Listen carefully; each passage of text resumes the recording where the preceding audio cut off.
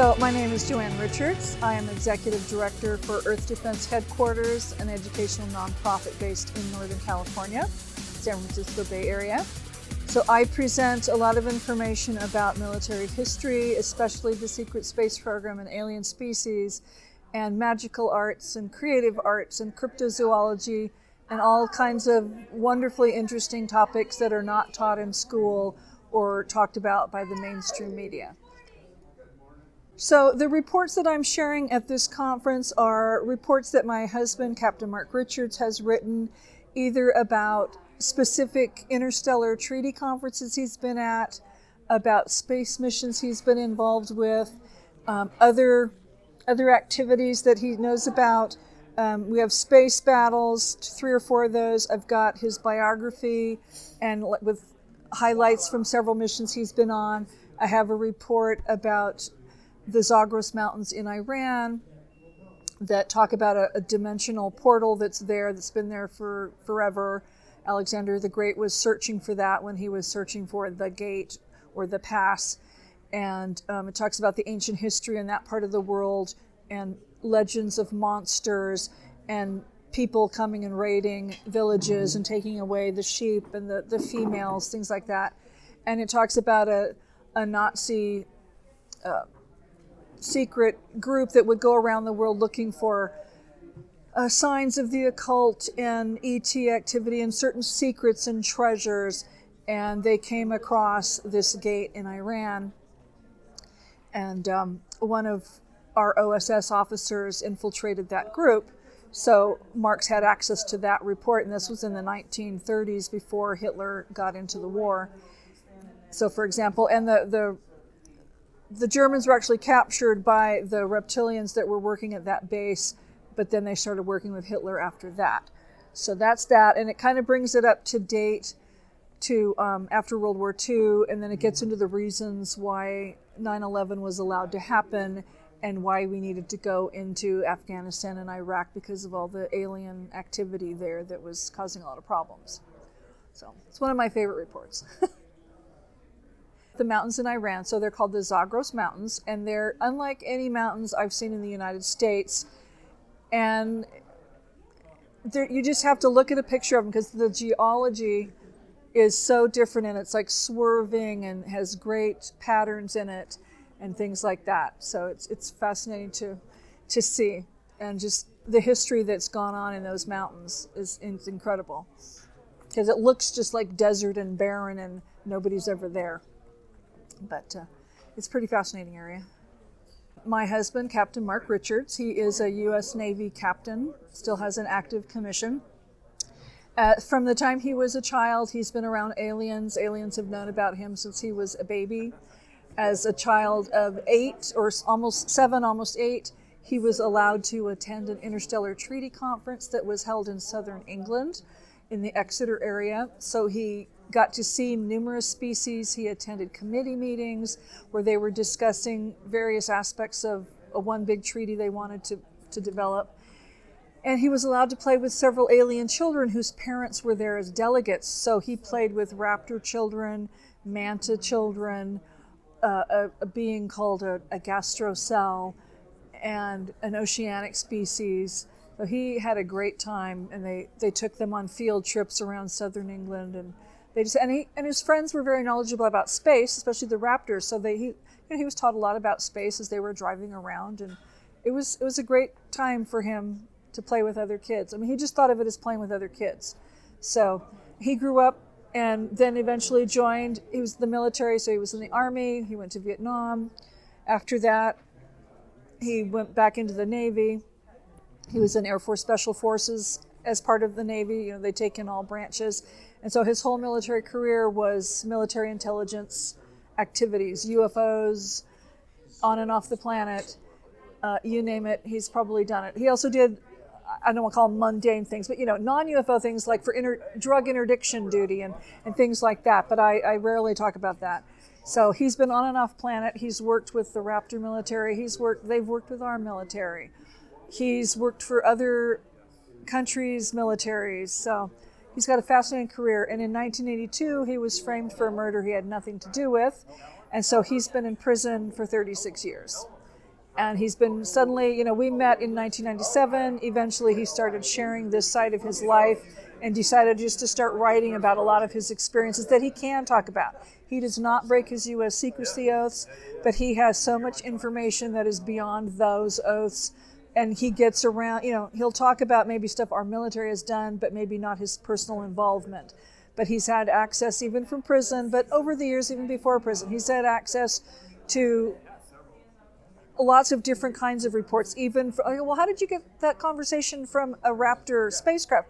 Well, they record everything that's going on their ship, and I have, I can get access to that. It's like, cool. So, I mean, he's got conversations by people you wouldn't normally get, and top-level reports and things. So he's very in the know about what's going on. He's written about a lot of things that have happened, especially from the 60s up through the late 70s, early 80s when he was arrested.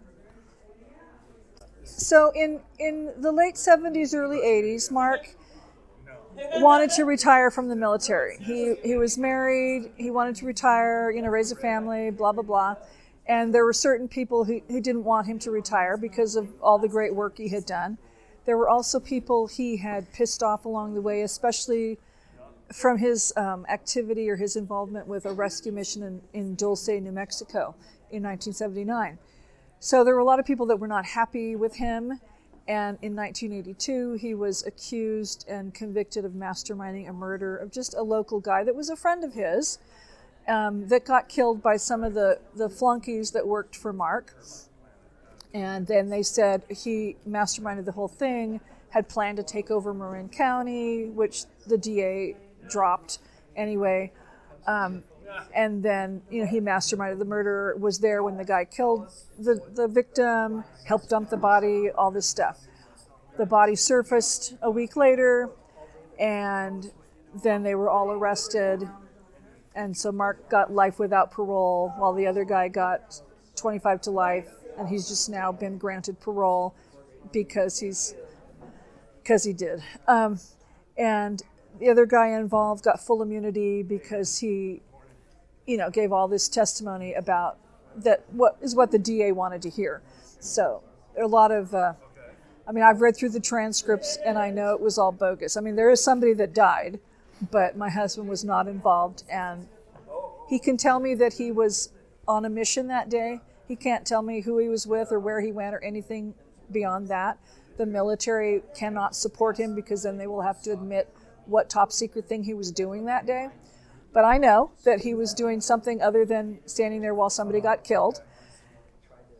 And nevertheless, he's been in prison for 36 years, rotting away. But, in the meantime, we have all this great information, and he's a consummate writer. He is constantly writing about different projects. He's written numerous fictional books from prison. I've published a couple of them.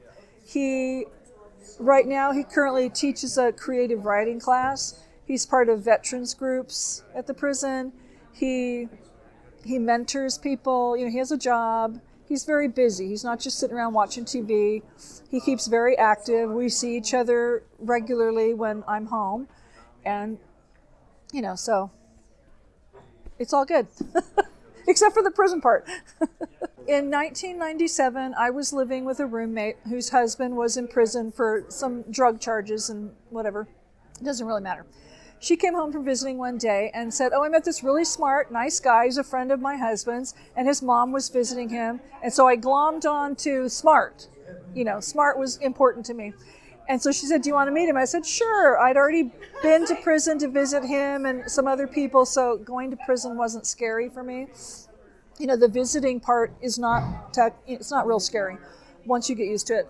And so we started writing in September of 1997. And then a couple months later, I was approved to visit, and we've been visiting ever since. Like Thanksgiving weekend, 1997, we've been visiting regularly, like clockwork. And he's been all over the state, so sometimes I can go once a week. Sometimes I would only go once a month if he was like down in Southern California. And I don't move around when he moves because we have a house in Marin, and I just stay there. But and again, we courted for 5 years, and then we got married in the prison. And no, it's not a life I would recommend to a 20-something-year-old, or just even most people. But this man is uber smart. We get along very well. He's not your typical career convict. So he's a little bit different. Well, he's a lot different than most of the guys in there, but he's very well respected by the inmates and staff. He can stand up for himself and he holds his own. And, I can't imagine being married to anybody else. We've been married 16 years. So when he was a young child, he was taken with his dad to an Interstellar Treaty Conference when they lived in England. His dad helped organize the conference. It was authorized by the British Prime Minister and by President Kennedy, and my father-in-law ran security for that. So as a 7-year-old, my husband got to go to this conference and see all the aliens that were coming and going and be in some of the meetings. And he got to play with all these alien children, a manta, some raptors, a gastrocell, and several other children of delegates who were at the conference. And he thought nothing more, they were just friends to him. It didn't matter that they weren't human and they looked a little scary, some of them. So that was his introduction. And then he's been allowed to go to different bases with his dad to like play in the wardroom or the map room. And he'd always hear secret stuff that was going on and he could remember everything. So I think, and even when he was 2, I have a little story that he wrote or dictated to his mom about when his dad was stationed at Wright-Patterson in Ohio. He got to ride the elevator. He got to go with Daddy to work, and he rode down the big elevator down to the underground stuff, and there were little green men there. So I don't know if there were actually little green men, but he saw things that were not human even as a 2-year-old. But to him, it's just part of who his dad was, and the older he got, the more he realized this was really part of his dad's job, and his dad was not just an Air Force procurement officer. So he's been to numerous conferences, and then in 1971, he was like security for a conference that was held in Iran.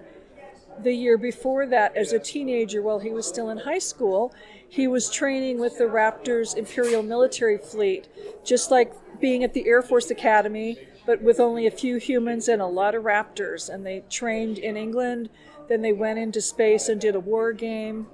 And Mark's been flying, I think, since he was about 14. And this kind of stuff is basically in the family bloodlines. Both of his grandfathers worked with Tesla. One of them worked on the Philadelphia experiment and on the Manhattan Project. So his family's been around secrets, their whole lives. So it's just nothing new for him. After he got out of high school, he joined the Army. He was in Vietnam as a chopper pilot. He came out of Vietnam and he went to college. He's got numerous degrees: history, political science, quantum physics. He has double masters, double bachelor's, double masters. He has a PhD in political science. He almost has a PhD in quantum physics. He's working on a master's in astrophysics. So he just never stops learning. And he has degrees in languages and education stuff. He used to teach for a while. So he's just been always on the go, and but he's always been around this, and he's was fighting aliens when he was 9, when he was attacked with his babysitter and things like that. So he can handle himself, and so it was natural for him to be part of military intelligence. And as a Navy officer, he was also part of Air Force Special Forces, which takes in a number, all of the military branches of the U.S. military. So he would do various, and I don't even know pretty much most of the stuff he's ever done. I mean, I know a lot, but most of it is related to being under orders by other agencies or other governments or other militaries, human or not. He doesn't talk about his U.S. military activities unless he's maybe talking about what their part was, or whether he's quoting somebody talking about what he did, but he never talks about his personal involvement in U.S. military things, because that would break his Navy oath. So Mark was in what we now call the Secret Space Program, and some of us refer to him as like one of the originals, even though there was a space program since the late 40s. But our military, the international militaries, they had a deep space fleet, and different ships were funded by different countries and a couple of big corporations, but the U.S. had 2 of them. And in one particular mission in 1979, I know Mark was one of the youngest captains of one of these ships. His ship was called the Valkyrie. His dad was like general of the fleet, and he was commander of the California. So that was one mission where he was captain of a craft in the Deep Space Fleet. And then he's also flown Raptor craft. He's flown his own personal alien technology craft that we call the Minerva. Has a very long name, but she's a multi-dimensional being. She's a living craft, and he's the only human she's allowed to pilot. So he's flown other Raptor aircraft that he's learned how to fly when he was training with their military. So he's very adept at flying pretty much anything or navigating any kind of naval vessel. And he's been doing this, like I said, he's been flying since he was 14. He, has been doing Navy boat stuff for a long time. He was working with the Navy since he was like 13. So, and then I don't know a lot of his other missions that were with the actual Deep Space Fleet. So, but I know he's been to space in other vehicles. So, it's all part of the secret space program as far as I'm concerned. So his personal alien technology craft was called the Minerva, and she is from some ancient civilization in space, very, very far away. He won't really even tell me what species it is. Some people call them seekers, but she and her crew, were in space for a long time, and then her crew died off, and she was wandering space for many years and finally crashed here on Earth. So I'm not sure. I think she was at Area 51, but I can't be sure of that. But I think she was at Area 51, and they were trying to back engineer her and trying to board her and things like that. And people would get killed trying to do that because she is a living creature, and you navigate her or work with her. It's a mind, it's a mind communication thing. And for whatever reason, he decided to just start talking to her as a friend, and she accepted him and let him board, and then she's taught him about space, and they've flown on numerous missions together. So she can be a science craft, she can be a warship, she can just go out and explore space, she can take him to Jupiter in just a few minutes, so or wherever. She can get to wherever she wants very quickly. Unfortunately, she'll go out and raid other stars for her energy, but she can create wormholes and whatever. She's a fascinating creature, and she is hiding somewhere while he is in prison. So, she's wonderful. So, I'll tell you a fun story about Mark. Either at the time he was training with the Raptor military, that was in the summer of 1970, but it was around that time. I don't have an exact date. He and one of his Manta friends and his Raptor best friend, they were at Windsor Castle. I think their dads were at Windsor Castle having a meeting with, I don't know, I'm assuming Prince Philip. The Queen allowed them to have some of her sheep so the Raptor could have lunch. And then they had a picnic basket, and of course they found some wine somewhere. These are teenagers. They found some wine somewhere, got drunk. They were playing football, which is their soccer, and they've lost the soccer ball, and they're going, where is it? And the soccer ball is over here on the pathway, and the little spaceship that some of them have flown in are right behind them. So he has the wonderful knack to do a lot of these drawings for me. One, so that we can see what raptors look like and other species, because most of his drawings are about raptors.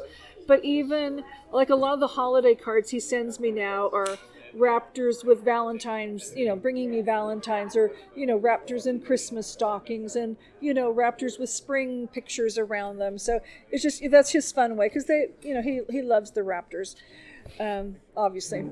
This is a picture of his friend Rocket, and she is a force to be reckoned with. He's known her since she was 4.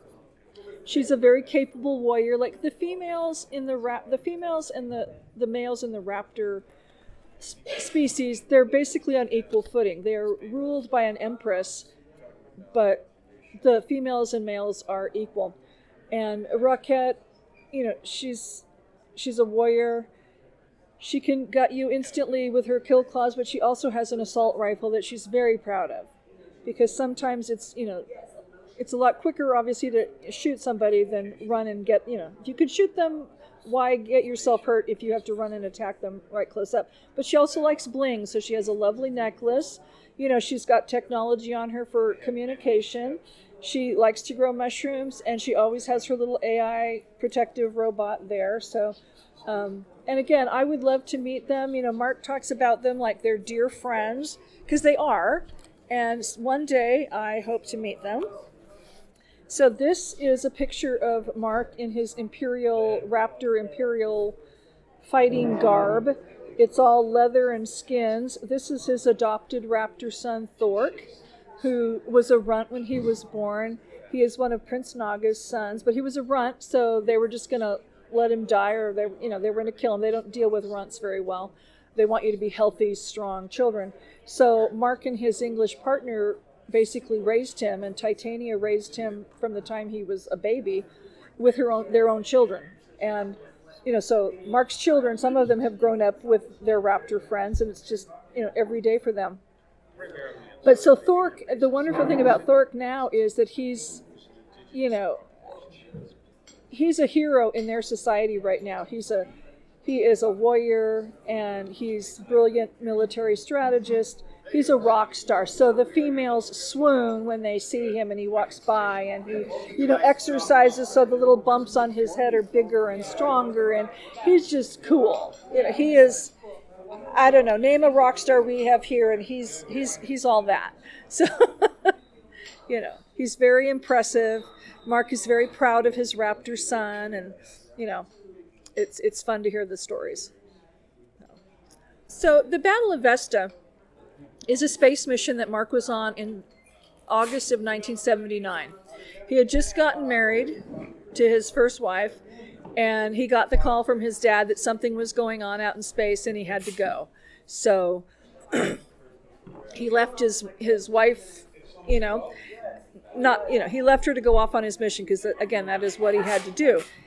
And so there was some kind of meeting or conference or whatever, some alien gathering that was going to take place out by the asteroid Vesta, and our deep space fleet was tasked to go help them. Now, on the asteroid, a Nordic species called the Aryans have bases out there. And so anyway, that's where this conference was going to be. They also have really cool super gun cannon things out there. But that was basically to defend space and maybe defend Earth against what was coming in from space. But on the way there, and Mark was like the youngest captain in the deep space fleet, so that was pretty cool. Some of the guys were not really too sure about him coming on as this young hotshot. And part of his crew were real-life new astronauts. David Griggs, Onizuka, and McNair, and two of them got killed in one of the shuttle accidents, and one of them got mysteriously killed in a car accident later. So they were part of his crew. And on the way to this conference, they met a cool cat species who is like 9 feet tall, has wings, dyes their fur. They like to sing and they hum and they communicate telepathically. They're really cool. And their world, their home world out there is basically a big sphere that you can get into somehow. The report goes into all this. And then it's this world inside of this sphere. But it sits stationary in space while things are moving around it. And after the mission, Mark brought back 4 of them. So they're at some ambassadorial alien place somewhere on the planet and doing their thing. Anyway, they find out that there's been an ambush of the Aryan bases on Vesta. And so now they have to go into battle mode. So you have the Deep Space Fleet getting into battle with... there was an invasion fleet called the Trogs. And they are a nasty insectoid species that are tall. They look like a cross between a manta and a mantis and an ant. Nasty. They're black marketeers. They mine lots of stuff out in space. They come here to Earth and kidnap a lot of humans and then sell them off to whoever. So, and, okay, we have to take a break for a second. The police are back. Yes, sir. So what I'm going to do is I'm going to be doing a very simple report. Okay. On this incident. Great. It's harassment outside it's a misdemeanor. Okay. Okay. You can call it harassment, but there's no physical threats made. Right. Nothing like that. Right. So I told him, maybe when you go to your room, you want to have someone come up with you. Oh, okay. If you feel your room's been compromised, ask them to move your room. Oh, all right. Thank you. I was talking about the trog. So it was this nasty insect species that had ambushed the Aryan base. So now we have a space battle going on, which probably lasted less than 2 minutes. So you had our deep space fleet. You also had these new top secret. The British have aircraft called Spitfires, and they're usually planes, but they had developed a Spitfire 10, which was actually their flying saucer. So they've come up to help our deep space fleet. So you have this nasty battle. Mark's wounded. His ship is damaged. Which is always hard to read because this was the very first space thing I read about him. And one of his good friends from England was in one of the Spitfires. He died, unfortunately. But we won the battle. So they came back to Earth and were feeling very good about themselves. And then they, a month later or so, they went on to the next thing. So, dun, dun, dun, dun. So in 1961, Mark, again, I've probably mentioned this, but in 1961, as a 7-year-old, he went to the Exeter Interstellar Treaty Conference with his dad. It was held in England. And so he got to meet some very interesting people as he was running around doing field trips with the alien friends he was with. He met a Madame Rothschild, who I know everybody thinks of Rothschilds as being evil, nasty people, but this Madame Rothschild was a brilliant scientist, and she was an expert on alien diseases or alien issues. So if somebody had a nasty cold, she could help them. And so they had fun talking to her. And she was just a brilliant scientist. So, and this doesn't do it justice, but this is what I mentioned as a gastrocell. When they're by themselves, they look like this shiny, blue, oily, bubbly thing, but they're very cool creatures. And as their community, they look like big clouds. And I'm not sure where they're from exactly, but they do have resort areas by Saturn or Jupiter. And they eat methane and ammonia. They communicate telepathically. They took Mark and his friend astral traveling. So they had a great time. My husband's childhood was unlike anybody else's that I know. So this is a picture of Princess Lenka when he met her at the Interstellar Treaty Conference. She was probably either a preteen or a young teenager at that time. She is now the empress of their empire. She, unfortunately, Mark's English girlfriend that was with him at this conference, she took notes and did a lot of drawings, so we're grateful to have her records of that conference. And because Mark was running around as a kid and playing, so he didn't care, because I'm just playing. Here is a picture of a reptoid, and in millions of years ago when an asteroid hit the planet, the raptors, they descended from raptors. So after the asteroid hit the planet, the ones that were left here on Earth or were on the moon or on Mars, they evolved into a more human-looking creature. They mostly don't have their tails anymore. They do have their sharp claws and very sharp teeth, and they will use them. They are now enemies of the raptors. They tend to work with terrorist groups. They've backed ISIS. They are behind a lot of shopping mall terrorist incidents where you never see the faces of the terrorists. They work with the dictator in North Korea. They've from time to time worked with Putin in Russia. And it just, different government people work with different not so nice alien species. But the reptoids would really like to take over.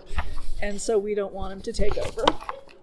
This is a lovely picture, which I just assume it's my husband. He won't admit to that, but this is exactly what he looked like as a young kid. And this is his elemental cloud singer, who is constantly with him, even to this day. And Mark has a blonde streak in the middle of his head. And a little harder to see now that he's older and grayer, but you can still see it when he lets his hair grow out a little bit. But Cloud Singer was presented to him by a Pleiadian ambassador right before they went to the conference. So And he's got, oh, I love it. He's got great stories about being around Queen Victoria. I mean, this guy's like hundreds of years old. So great stories about being around Queen Victoria. So we compare notes about, when there's a PBS special about Queen Victoria, okay, it was really like this. It wasn't like this. And And so it's really fun, his recounting of history, because he was actually there when these things were happening. So the other things about this conference, it was held in southern England, and I had the opportunity to go to several places there on one of my trips there. So I've been to the Abbey where the opening ceremonies were held. I have been to one of the homes/castle. It was a home built like a castle where the raptors stayed. And I've been to a castle keep that is the only part left of a castle that has a dimensional portal there, where some of the species came through to attend the conference. So you can feel that energy there, which is totally amazing. And it's once you've read the report, and then you can actually go to the places where some of these things happened, or know that, oh, this creature landed here, or this creature came through this dimensional portal, or, oh, there were raptors, and this is the dining room where they were having dinner, and they had to go outside to eat because they like their food live, and the humans didn't want to watch that, and blah, blah, blah, blah. So it's, for me, I love going to these places and walking in my husband's footsteps. And so we were talking about the Deep Space Fleet. This is the Orion class space battleship that was designed in the late 50s. And I'm sure there might be some of them still out there. A lot of them have been destroyed over the years in various battles. And Mark's pretty tight-lipped about the space fleet. But I mean, I know there's a secret space program going on today, and we know there's hundreds of thousands of humans that are involved with that. So, but he just really won't talk about whatever happened to the total deep space fleet. So anyway, this is one of my favorite reports because it gives an overview of a lot of different species. It talks about this conference. It's like, do we let humans go to space? Do we sell them our spacecraft? Our used spacecraft? How many humans can we kidnap? What kind of technology are we going to trade or barter or sell or whatever? And then the biggest thing for me was they banned communication for 50 years, and now that's been rebanned for another 50 years.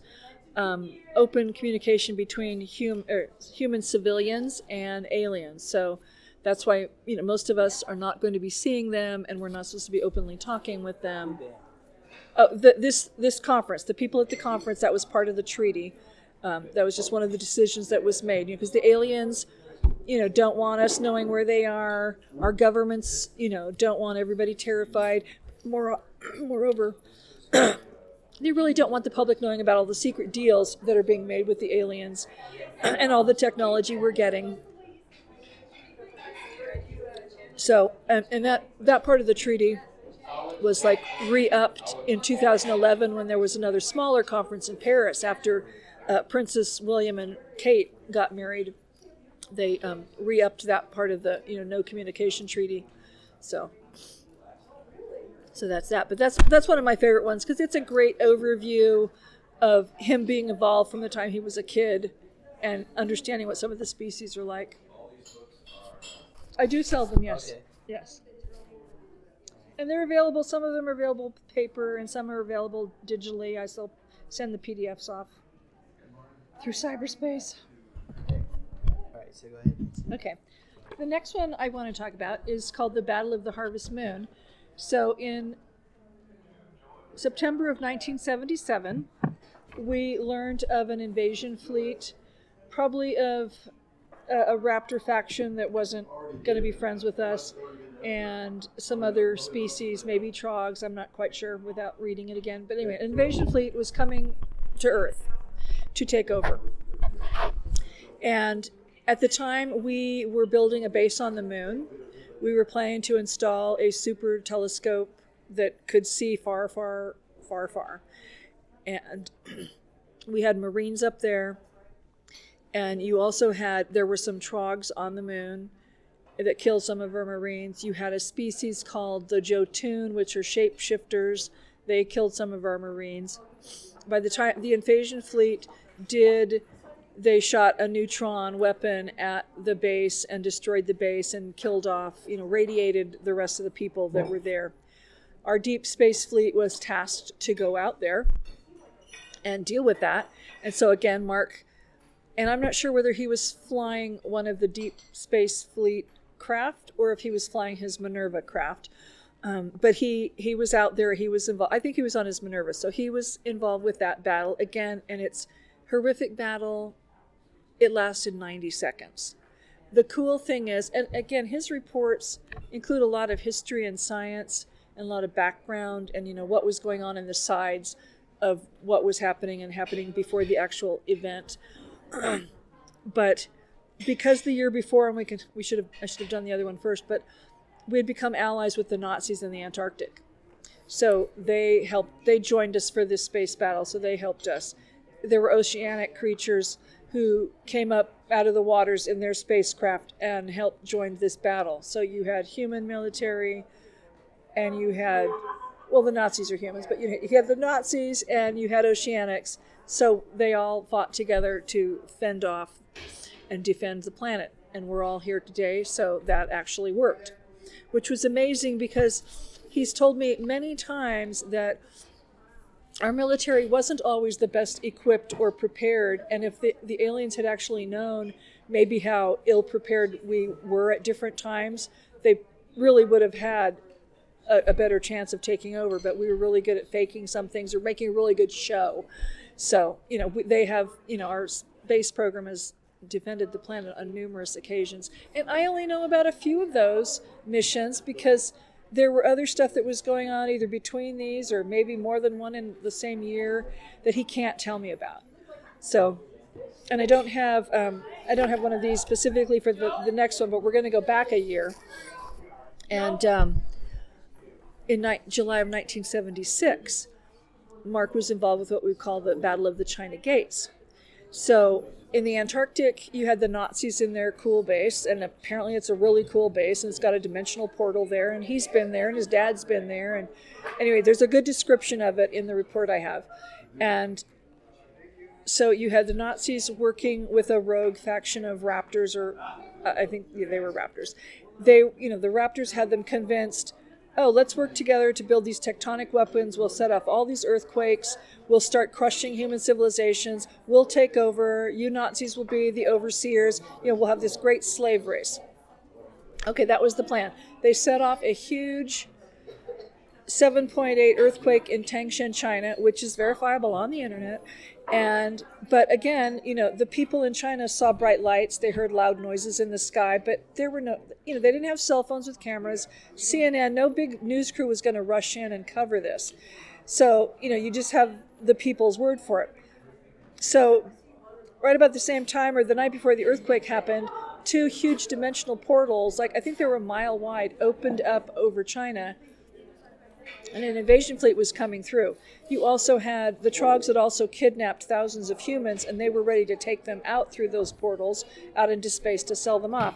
So Mark was tasked to deal with the invasion fleet coming through. So I think he was flying the Minerva. Prince Naga was with him, and their military groups. And again, this was an international security collaborative force.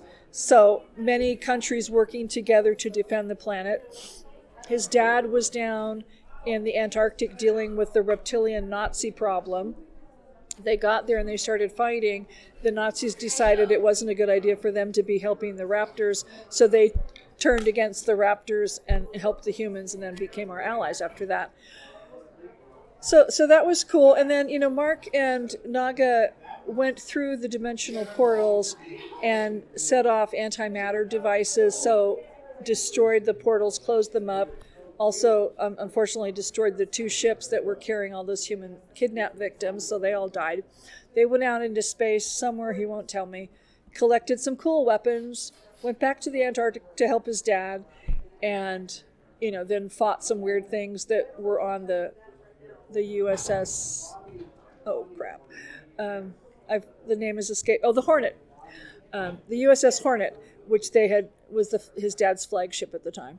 So, which is interesting because the USS Hornet was officially decommissioned at this time, And, everybody thought it was up in Bremerton, Washington, or wherever it is they mothball certain things. But it would be taken out of being decommissioned for these secret missions.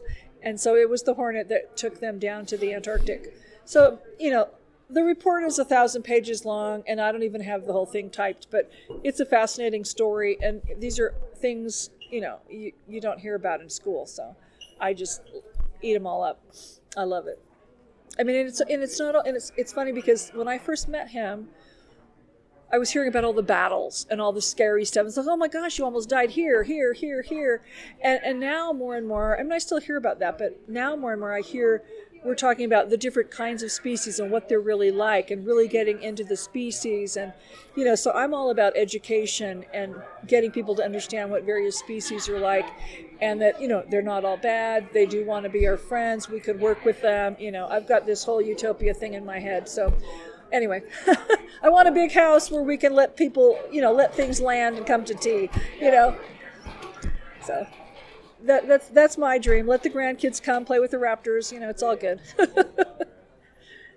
The Knights of the Cold War is our umbrella term for Mark and his dad and the military officers that were like them, who were very honorable and who worked to defend the planet, especially during the Cold War years, because we really love the whole Camelot, King Arthur, knights in shining armor, save the women and children kind of thing. That's just who they are. So that's the umbrella term, like for the book or this giant manuscript that he's writing and all these reports.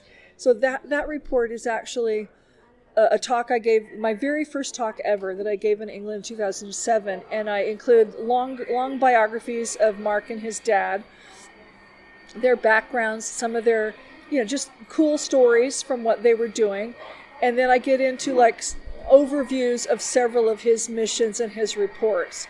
So that's kind of where that is, and that kind of kicked off the ball. So beyond what I have on the table, like one of the newer talks I give is one about what alien species or the alien activity or bases that are in Africa. And I've only read through the ones about Southern Africa, but it gets into like different stories of UFO sightings in many different countries of Africa, because it's a hotbed of activity, and it still is. And so it hints as to where some of the bases might be. It talks about creatures that have been seen there since, at least the 1920s and stuff, and even up to more current times, different abduction stories.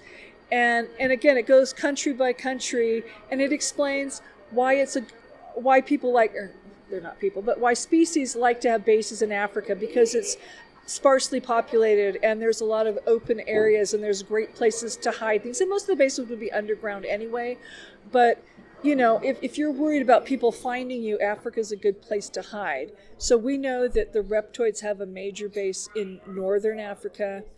We know that the raptors have a base in southern Africa, and I'm always forgetting the rest of them, but there are a few other species that have regular bases there.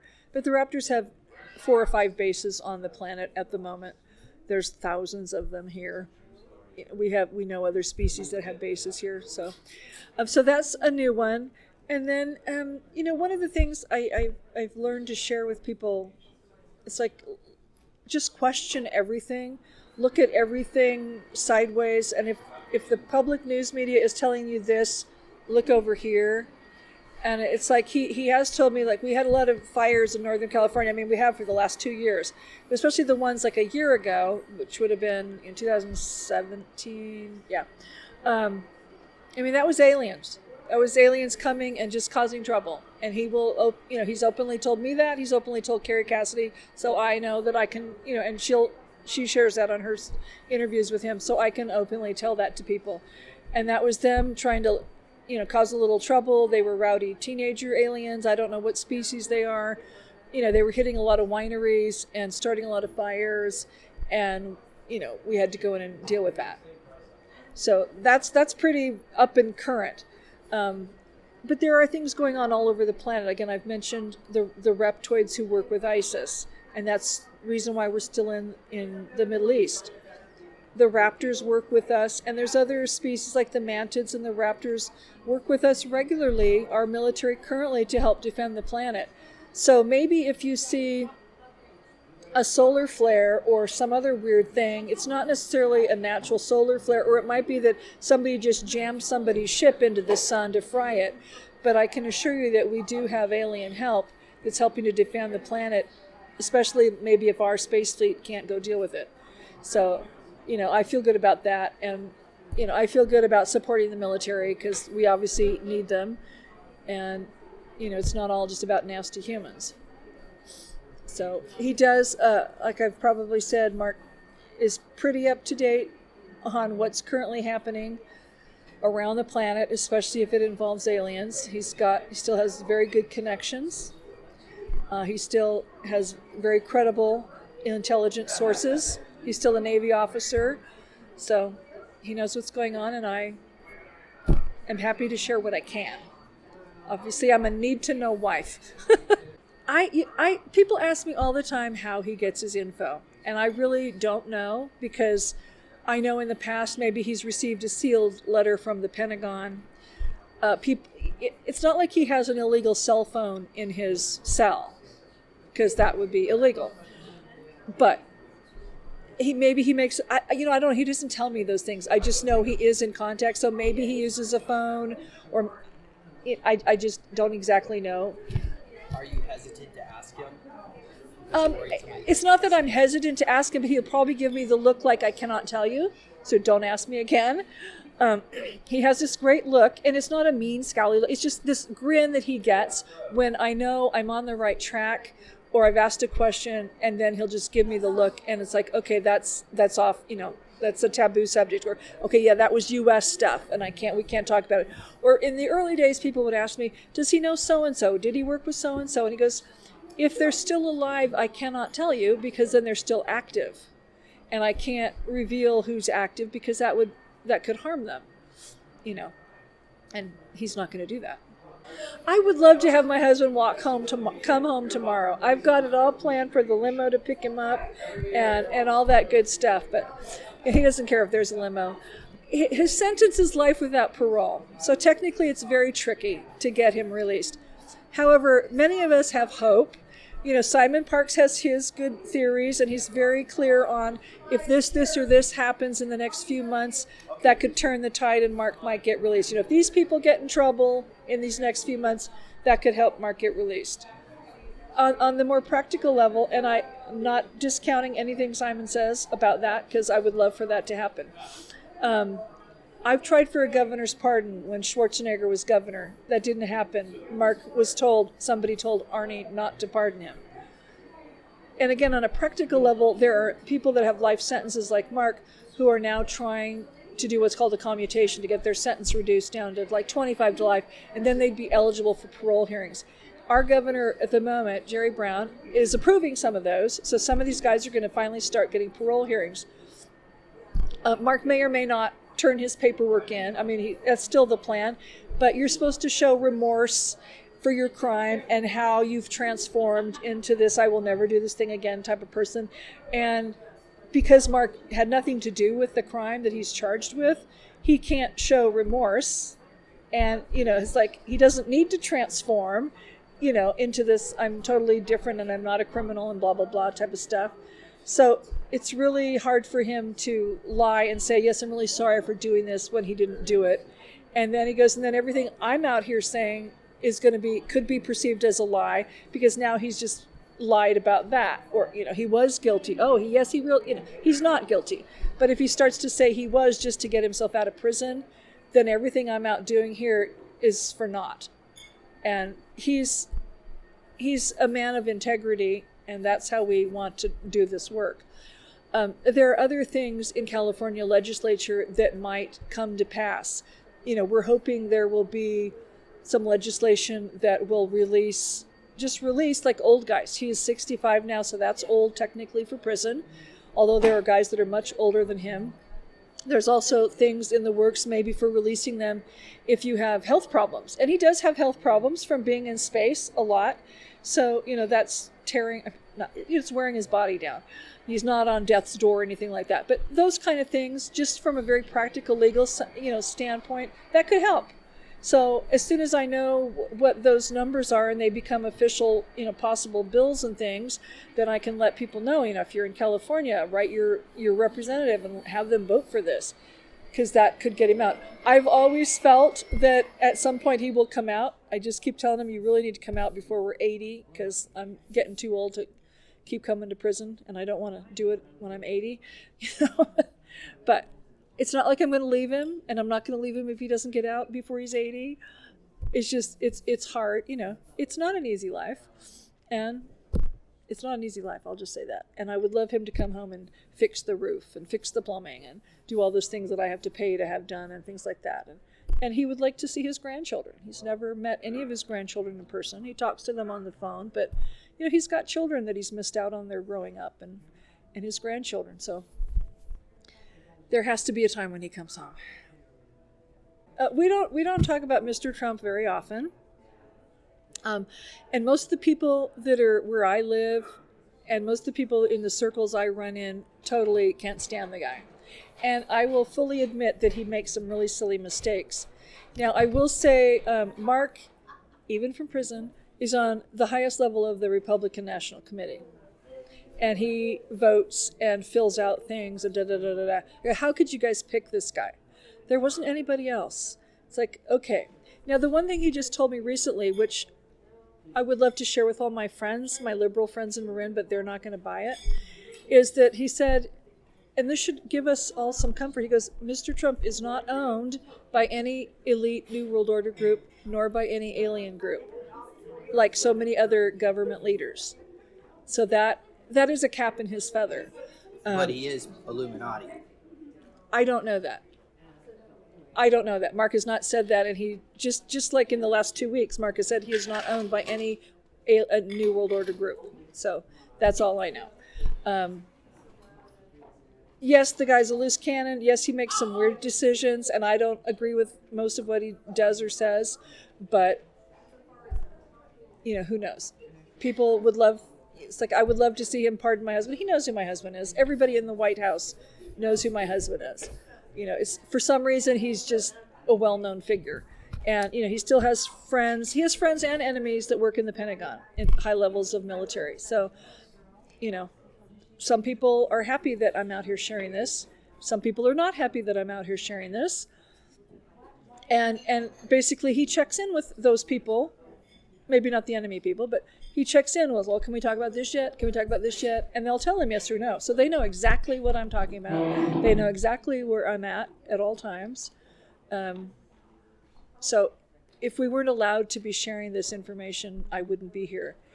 And so I'm pretty sure that, some of his friends, that while they publicly can't promote disclosure, this is maybe their way to help promote soft disclosure. So I'm happy to be part of that movement. Help yourself. So, we're happy to share what we can. Mark has not talked about a specific alliance. I mean, we're not part of any master group or whatever. We're doing our own thing. There's very few people that talk about the military side of this kind of stuff.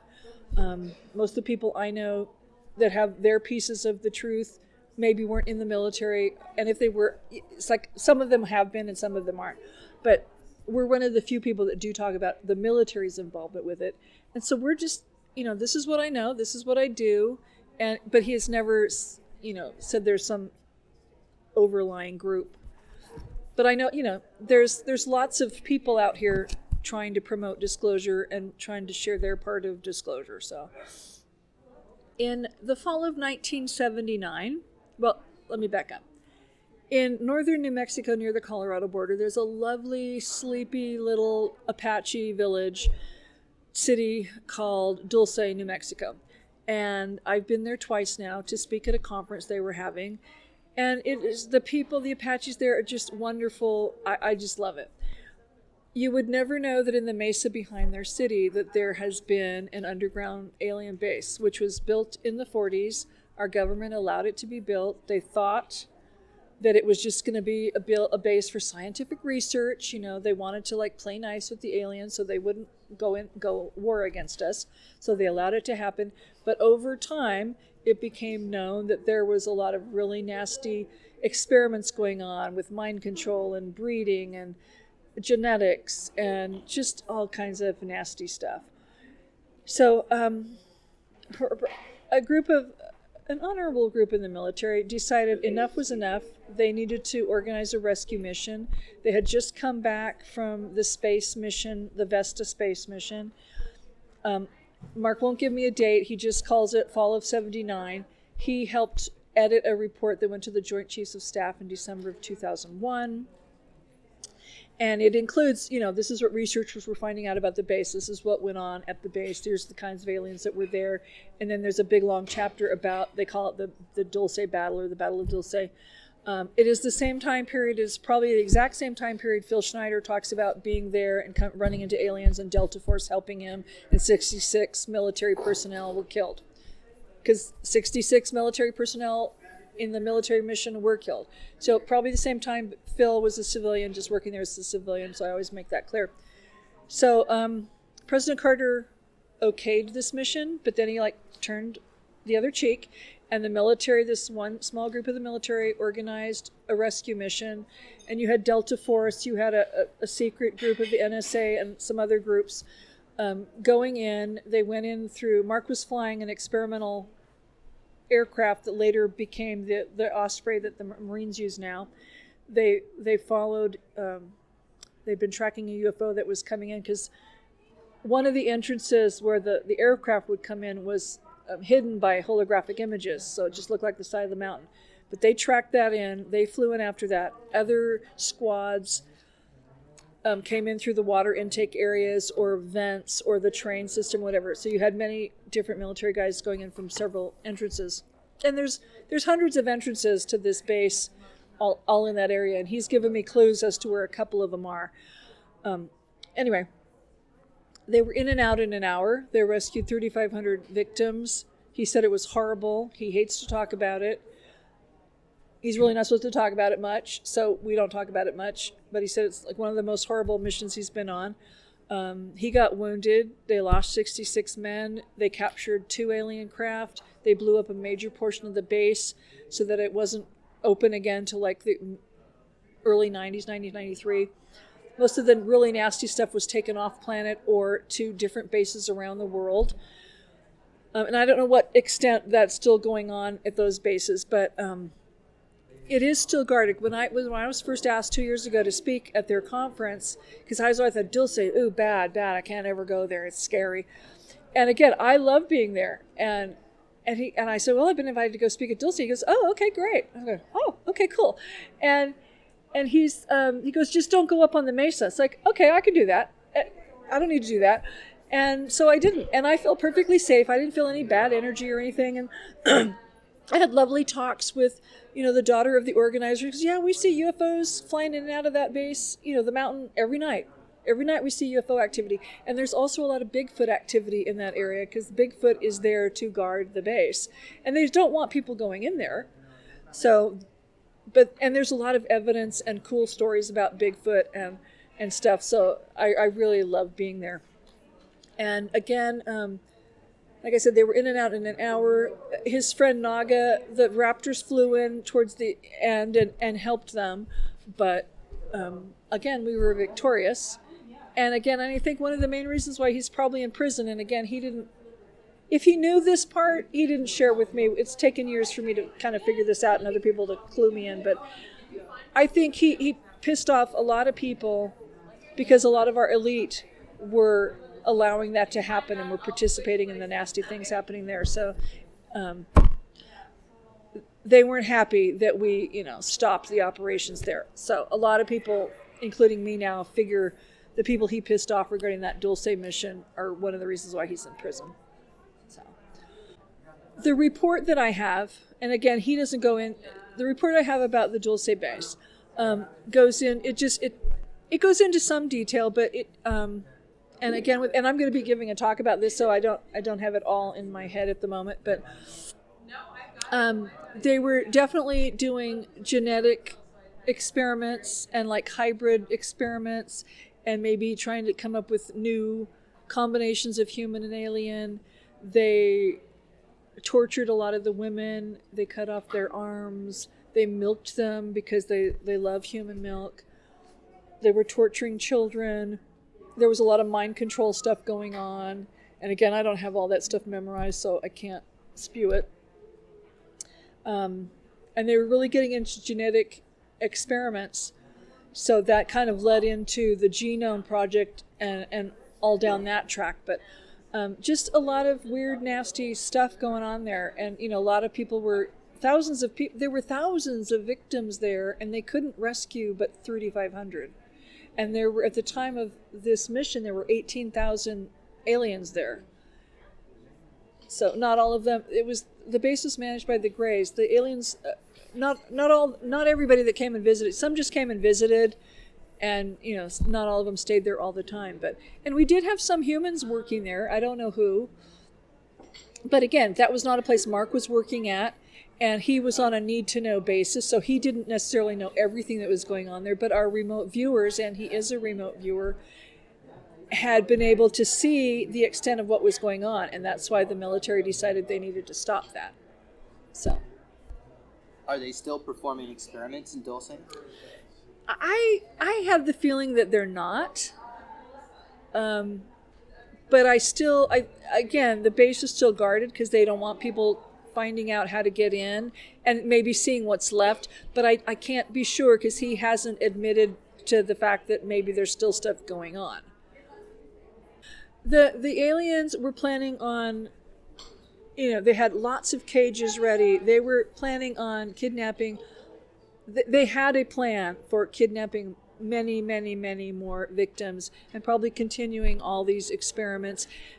And I don't know if they were selling any of those victims off to species in space or not. But and I think part of their plans, and again, I share this in my talk, so it's not memorized in my head, but I think they were planning on like creating more and more and having like a whole lot of them for like sex slaves or clones. There was some cloning. There's talk about like cloning and stuff. And, I don't know all the gruesome details without reading the horrible details, but yeah. Mark probably knows what's on many timelines. I know he knows that. He never predicts, because somebody can change a timeline and then we're screwed and we become liars. He also, in the report I have about an Iran conference, he once was writing to a friend of ours and spelling out the logistics and the timelines of these many interstellar treaty conferences. He said in the year 2031 is right now the date that is planned to set a date for disclosure. That's when like the military or the governments, they said, well, in 2031 we'll set a date. I go, well, that could be still 100 years away from that. But the other interesting factor is and I think this is why it's key, and it's kind of, they had, sorry, I'm trying to remember something. By 1982, and this is why I think the date of his arrest is important now, which I didn't figure out at first, because he was arrested in 82. By 1982, they had actually, and I don't know who they are, maybe our military, it's like, I don't know exactly who they are, but they had decided that would be the time where they would disclose more and talk publicly about the aliens and stuff. So they had a plan. Apparently that plan got changed. That was the original E.T. movie with Steven Spielberg. Remember? Was that 1982? Well, it was right on. I think it actually came. I can't remember, but I know my daughter was little. But it was interesting that that's when he was put out of commission, because he probably would have helped bring some of that knowledge forward. And some of his, alien friends want that knowledge to come forward. Many of them would like to be open and I don't know what time it is. I have to speak at 1:30. I think we're good, but oh, good, I've got an hour, so I've got to stop talking soon. But I've seen like all the Men in Black movies. I love them. And I would tease him once I got to know him, and I was, oh, this is what you do. It's like, so are there really like places on the Earth where it's like that UN type building where the aliens are just all walking around and doing? He goes, yeah, there are. And he's told Carrie and I, it's like, okay, there was this place in England. This is where it was. It's not used that for that anymore, but it was one of those places where all the aliens are coming and going and walking around. It's like, wow. And again, the aliens, they take so many. Some are like dogs, some are like cats. They take different forms. I'm not saying they all shapeshift because they don't, but they take different forms. And, there are probably more walking around among us than we would imagine, especially if they're a humanoid. And especially if you see a really tall, Scandinavian-looking being, it's probably some kind of Nordic species. It's probably a humanoid alien, especially if they're really tall and look really perfect. So, they and a lot of them go to Comic-Con and Alien Con, especially when there's an event where humans are dressing up. The aliens can get away with walking around because people think they have cool costumes. So I would venture to say that there's probably a lot more walking around here than we would imagine. And again, on the negative side of that, there's a lot that work with New World Order bad guys and governments, and there's all kinds of side deals, and there's been quotas, and there's side treaties going, and it's a mess. Can you name any locations now where some of these ETs are coming and going? Not like I don't know like where there's a UN type building, so I don't have an exact location. I mean, Mark exactly named the exact location in England, but again, that building's not used for that anymore. So I don't have any exact locations. I know there's an ambassadorial site south of the equator.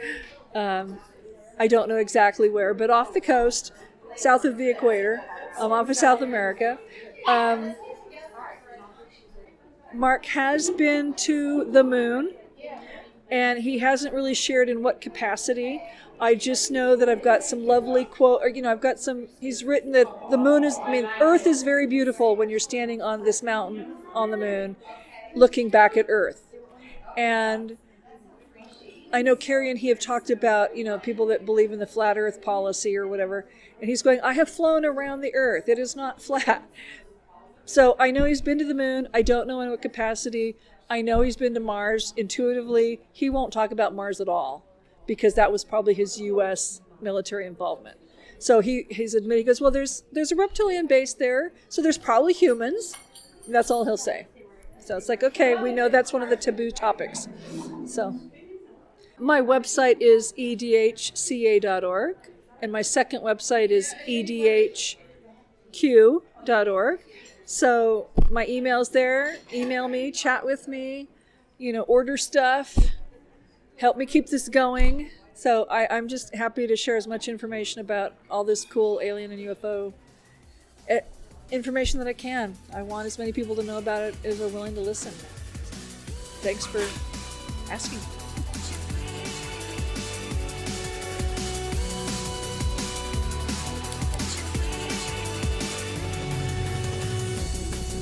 Please consider supporting Super Soldier Talk by purchasing your own Neo Meditation device. Your Neo Meditation device will help you reduce stress, integrate trauma, enhance intuition, enhance clairvoyance, and enhance creativity. Get yours now at www.neologicaltech.com.